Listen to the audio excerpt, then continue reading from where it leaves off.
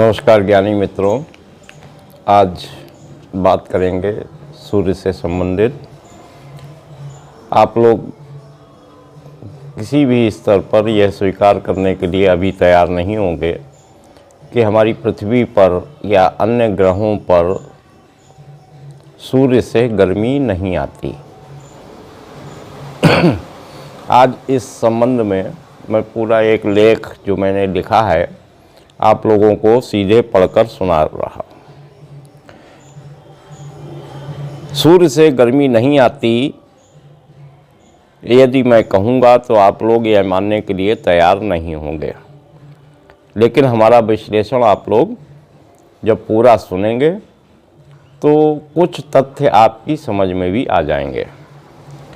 सच्चाई यही है कि सूर्य से गर्मी नहीं आती।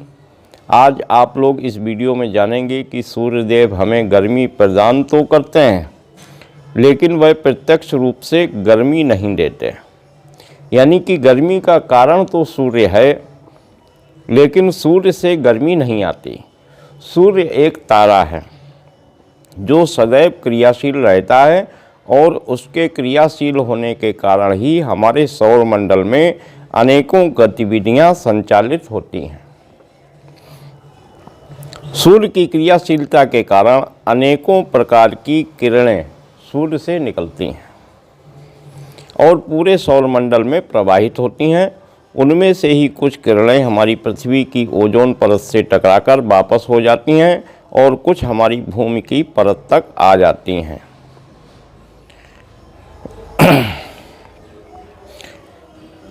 और जब वह किरणें पृथ्वी की सतह से टकराती हैं, सूर्य से निकली हुई किरणें जब पृथ्वी की सतह से टकराती हैं तो पृथ्वी की सतह की प्रकृति के अनुसार, यानी कि पृथ्वी की जिस सतह से टकराती हैं उसकी प्रकृति क्या है, वो ठोस है, मिट्टी है, पानी है, जल है, सीमेंट है, लोहा है, पहाड़ है, पत्थर है, क्या है, उसकी प्रकृति के अनुसार गर्मी उत्पन्न होती है।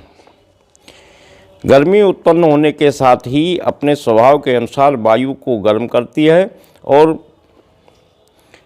किसी वायु को जब ऊष्मा प्राप्त हो जाती है तो वह हल्की हो जाती है और वायु वेग के प्रभाव से एक स्थान से दूसरे स्थान तक वातावरण को गर्म कर देती है।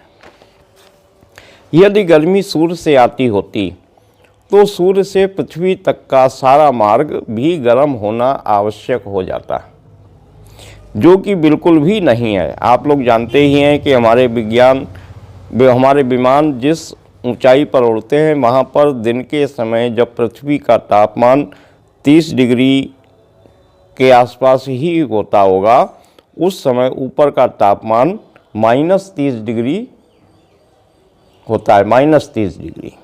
यानी कि जहाँ से सूर्य की किरणें आ रही हैं, हमारे पृथ्वी की सतह पर 30 डिग्री तापमान उत्पन्न हो रहा है, उस समय रास्ते में -30 डिग्री टेम्परेचर होता है।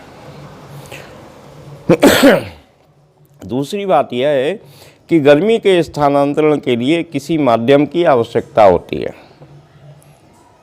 जबकि पृथ्वी के वायुमंडल के बाद सूर्य तक अंतरिक्ष है और अंतरिक्ष में किसी भी प्रकार का माध्यम नहीं है, तो ऊष्मा का स्थानांतरण नहीं हो सकता।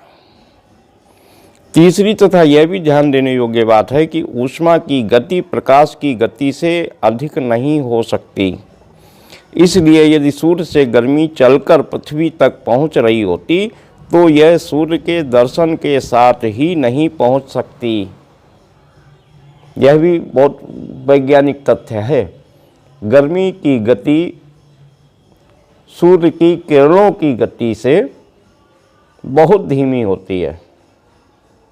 गर्मी जब एक स्थान को गर्म कर लेती है तब दूसरे स्थान तक पहुंचती है और इस प्रक्रिया में उसे समय बहुत लगता है।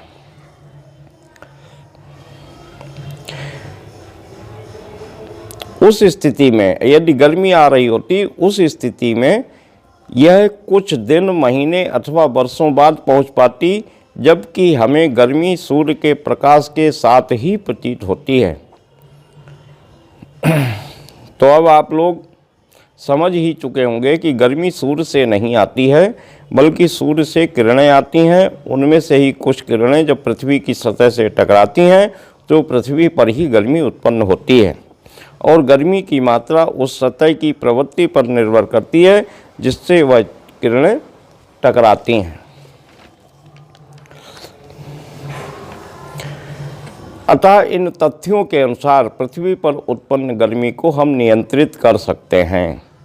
वर्तमान समय में ग्लोबल वार्मिंग की समस्या को भी ग्लोबल वार्मिंग की जो समस्या है उसका समाधान भी इन्हीं तथ्यों के आधार पर यदि हम प्रयास करें। सूर्य की किरणें पृथ्वी की सतह से टकराती हैं और उन सतह पर हम कोई प्रयास करें तो गर्मी के उत्पन्न होने की गति को कम कर सकते हैं। यानी कि ग्लोबल वार्मिंग की समस्या को समाधान भी इन्हीं तथ्यों के आधार पर संभव बनाया जा सकता है, जो आप लोगों को अगली वीडियो में बताऊंगा। यदि आप लोगों को यह तथा तथ्य अच्छे लगे हों तो लाइक और सब्सक्राइब कर लें, ताकि इसी प्रकार की ज्ञानवर्धक वीडियो आप तक पहुंचती रहे और आप लोग लाभान्वित होते रहें। आशा है आप लोग सहयोग करेंगे। बहुत बहुत धन्यवाद। नमस्कार।